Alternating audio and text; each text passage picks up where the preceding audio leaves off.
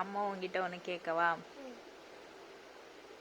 நீ பெருசானதுக்கு அப்புறம் அம்மாவை எப்படி பார்த்துப்ப? நல்லானா? நல்லானா உட்கார வச்சு நல்லா பார்த்துப்பேன்.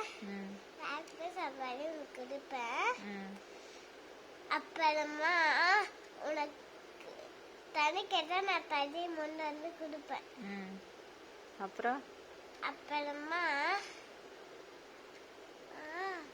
பாட்டு நானே கழுவேன். அப்புறமா திரும்பி துவைக்கிறத நானே தேய்ச்சிப்பேன்.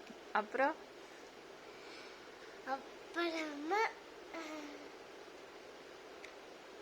உனக்கு அம்மாவை எவ்வளோ பிடிக்கும்?